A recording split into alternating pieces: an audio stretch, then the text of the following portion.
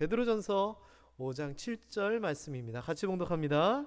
너희 염려를 다 주께 맡기라. 이는 그가 너희를 돌보심이라. 아멘. 저희가 1, 2, 3부 예배로 나눠드리면서 자주 뵙던 분들이 뵙지 못하는 경우도 있고, 또 오늘 같은 경우는 날씨가 좋아서 일하러 가셔야 되는지 1부 예배 때 많이 오셨는데, 우리 옆에 계신 분들 소중합니다. 우리 저 앞뒤 계신 분들에게 이렇게 인사하시겠습니다. 봄이 된 만큼 따뜻한 마음으로 예배 드립시다. 인사합니다.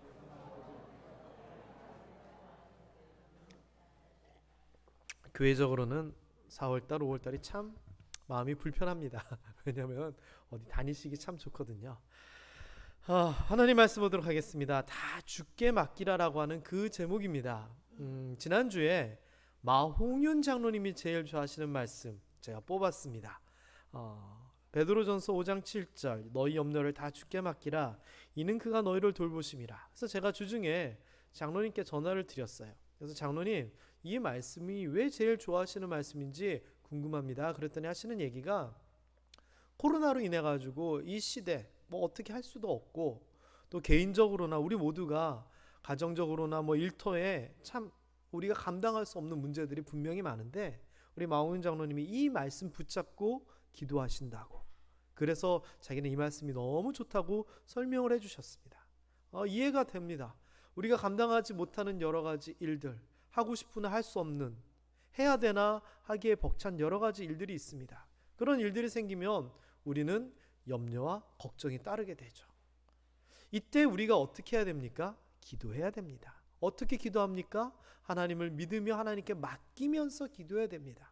아마 그런 마음으로 장로님이 이 말씀을 택하신 듯 합니다.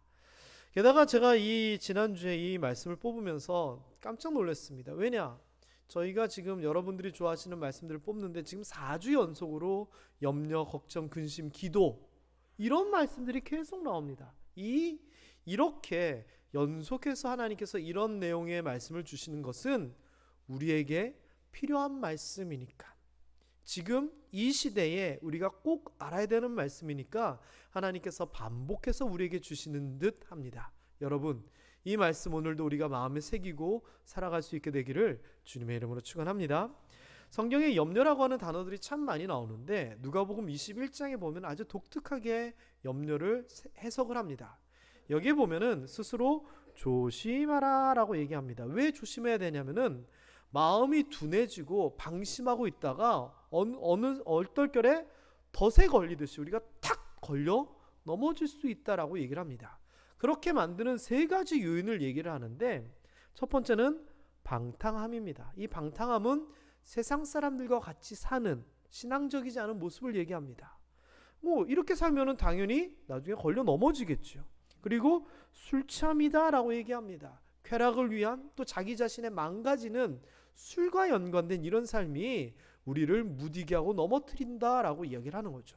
그런데 방탕함이나 술 취함은 그래도 죄라고 생각되는데, 여기에 보면은 생활의 염려를 얘기합니다. 그러면서 방탕함, 술 취함, 생활의 염려를 같이 동급으로 두고 얘기를 합니다.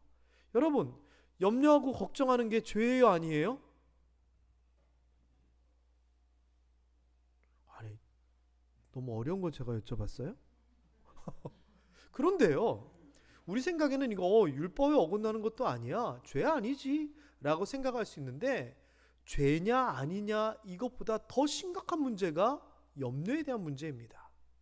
예를 들면은요, 남편이 아내 생일을 맞이해서 아침 식사를 차려보겠다고 합니다.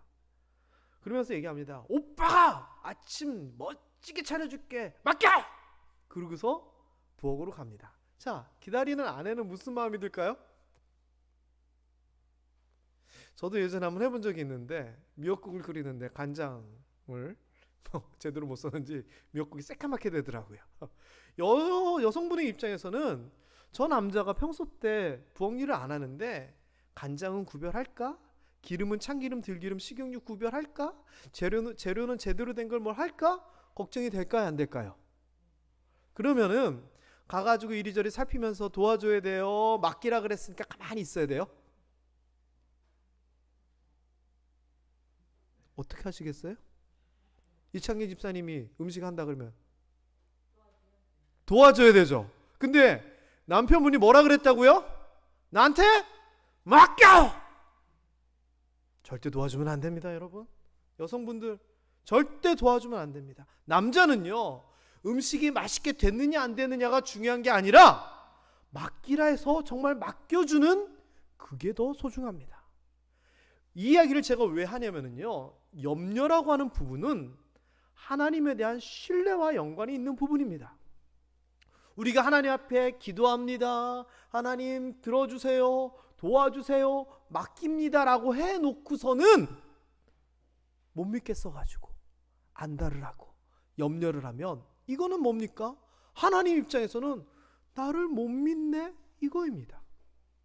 그렇기 때문에 염려는 죄에 대한 문제이기 이전에 하나님과 나 사이에 신뢰에 대한 문제가 되는 겁니다. 그렇기 때문에 하나님을 신뢰하지 아니하고 믿지 아니하였을 때 그것이 나에게 덫이 된다라고 하는 말은 맞는 얘기인 것 같습니다. 그렇기 때문에 여러분, 염려하지 않는 삶을 살았으면 좋겠습니다. 근데 그게 쉽나요? 어렵잖아요. 성경에서는요, 거룩하라, 성결하라 이런 얘기를 합니다. 이게 어떻게 하나님처럼 거룩하고 성결해집니까? 그러나 제가 설교 때 많이 말씀드렸죠?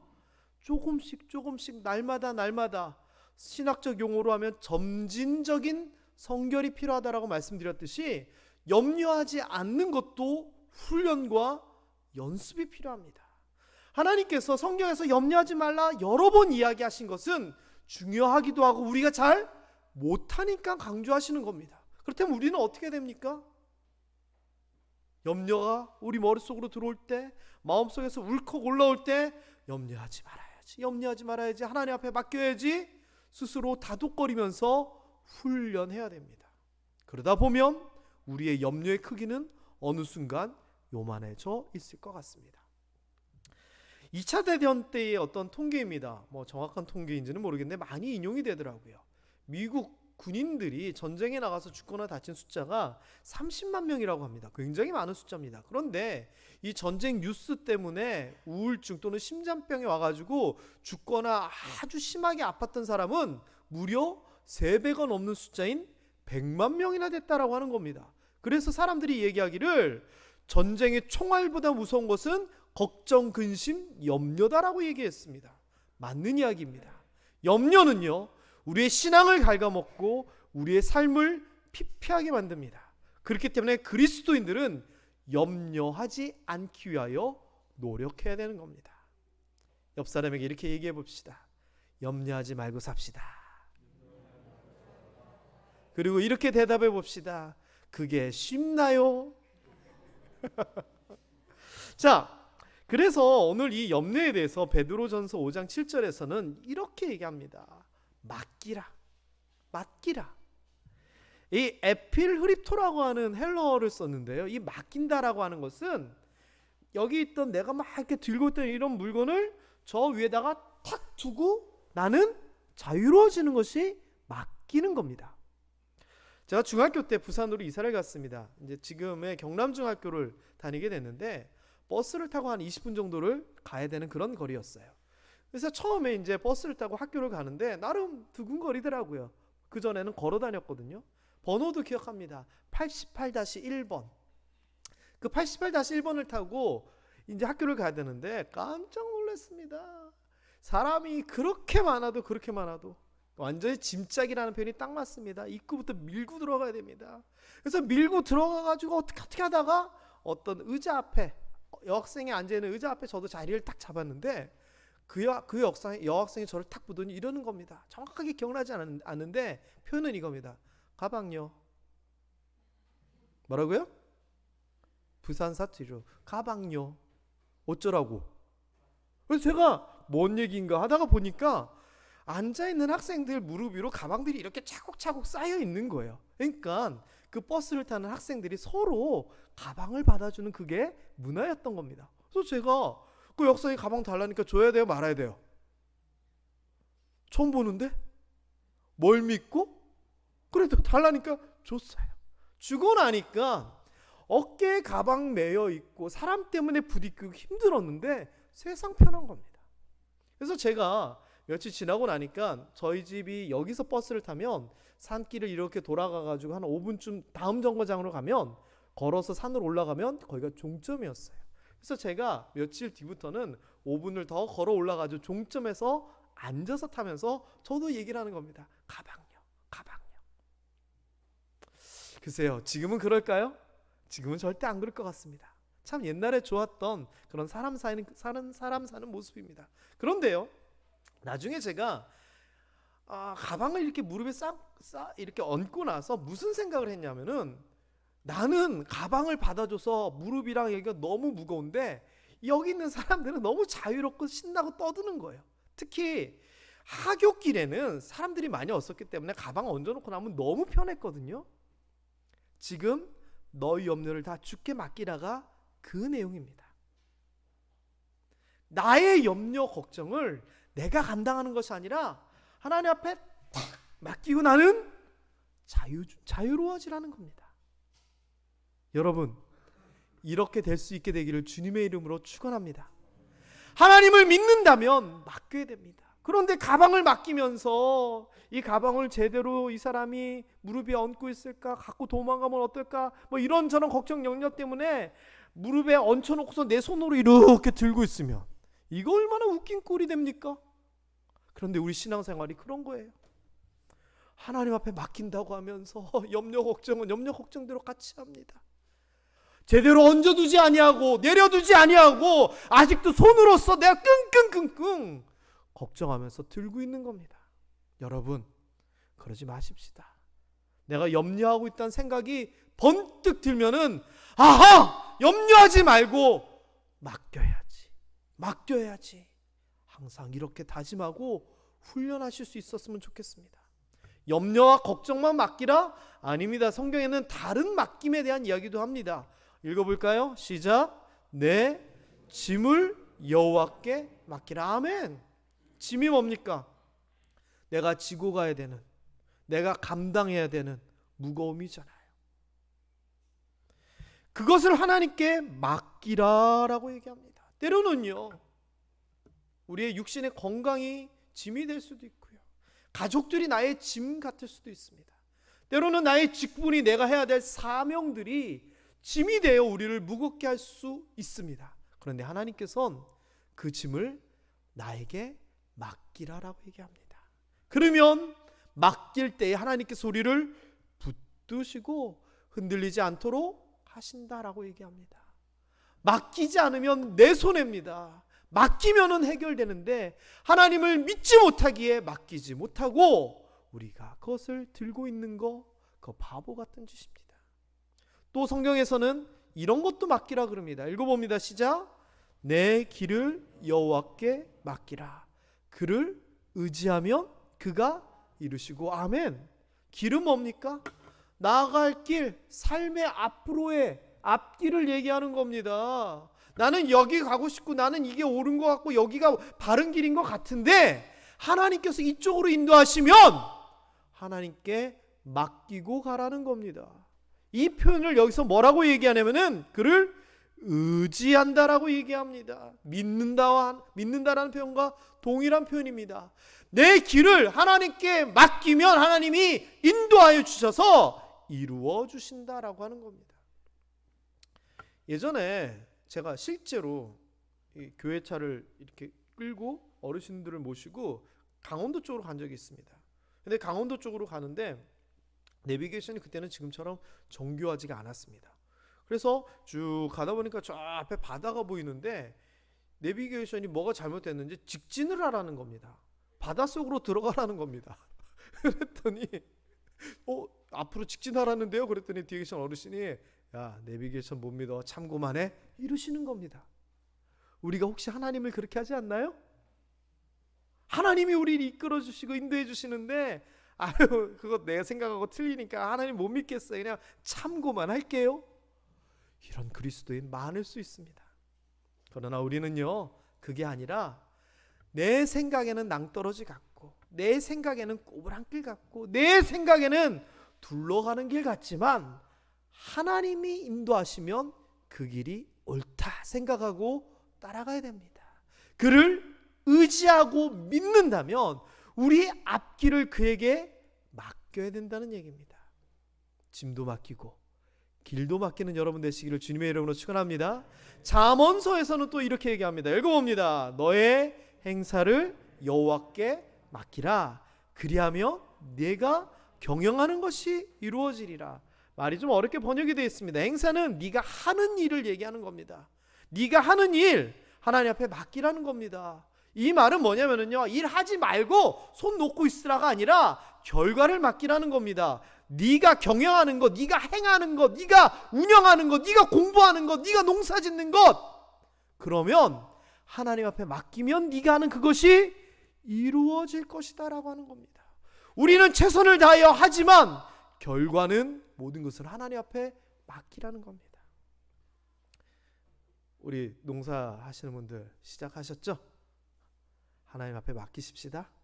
공부하시는 학생들, 일터에서 일하시는 분들, 여러분의 행하는 그 모든 일 맡기십시오. 맡기실 때 하나님이 이루십니다. 맡기지 못하고 내가 가지고 있으면 절대 되지 않습니다. 어린아이가 장난감을 막 이렇게 조립을 하는데 잘 안 됩니다. 그러고서 얘기합니다. 엄마 이거 만들어줘. 그러면 어떻게 됩니까? 장난감 손으로 잡고 있어야 됩니까? 아닙니다. 엄마에게 넘겨줘야 됩니다. 여러분의 일, 여러분의 짐, 여러분의 길 하나님 앞에 온전히 맡길 때 하나님이 이루십니다. 로마서 12장에서는요 더한 이야기가 나옵니다. 누가 나를 너무나 억울하게 만들고 나에게 나쁜 일을 해가지고 원수를 갚고 보복을 하고 갚아줘야 되는데 이것조차도 친히 너희가 원수를 갚지 말고 하나님의 진노하심에 맡겨라 라고 얘기합니다.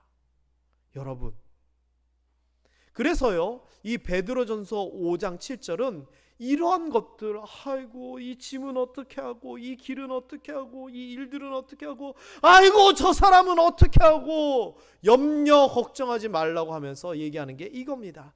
다 주께 맡겨라. 우리 삶에 있어서 여러 번 설교에서 반복되는 표현입니다. 큰 일이건 작은 일이건 될 일이건 안 될 일이건 모든 일을 다 주께 맡겨야 됩니다.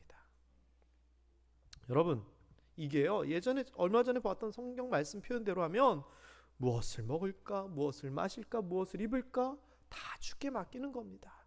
아무것도 염려하지 말고 모든 것에 하나님께 아뢰라 같은 내용입니다. 한 번 성경에 나오는 얘기는 좋은 얘기다. 두 번 성경에 나오면은 이건 무슨 의미가 있네. 세 번, 네 번 반복되면 그것은 명확한 하나님의 뜻입니다. 하나님의 뜻은 뭡니까? 염려하지 말고 다 주께 맡기라는 것이 오늘날 우리에게 주시는 하나님의 귀한 말씀이자 뜻입니다.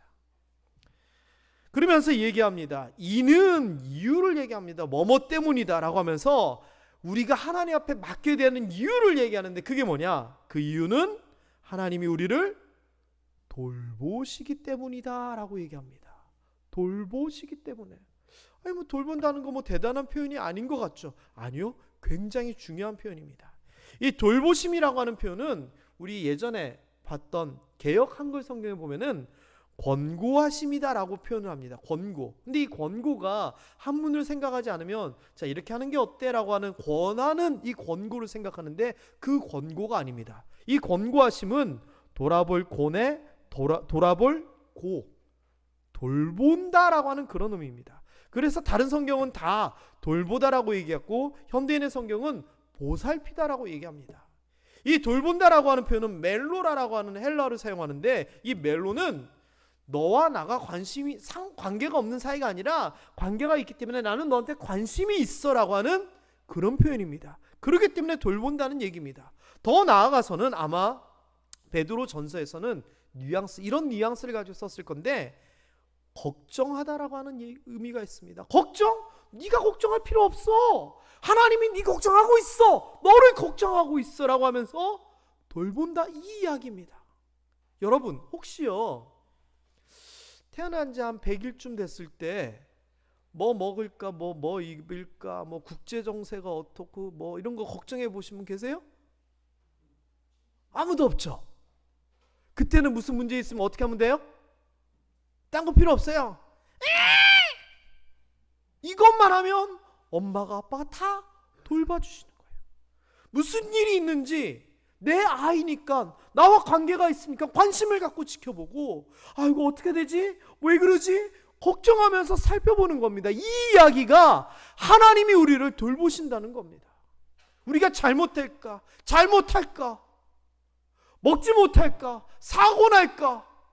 하나님께서 우리를 걱정하시면서 자녀이니까, 사랑하니까 지켜보고 계신다는 것이 우리를 돌보심입니다. 생각해 보십시오.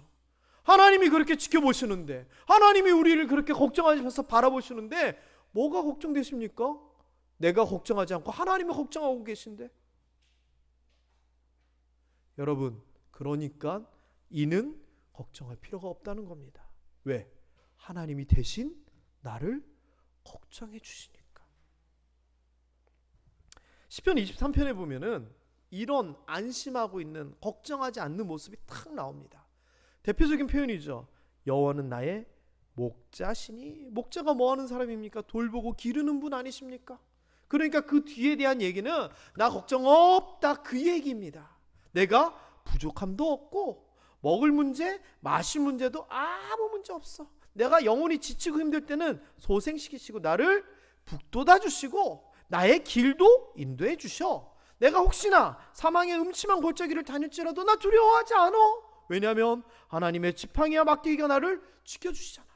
가다가 나의 원수를 딱 만났다, 그래도 나는 걱정 없어. 하나님이 내 원수의 복전에서 내게 상을 차려주시고 나를 영화롭게 기름 부어주시잖아.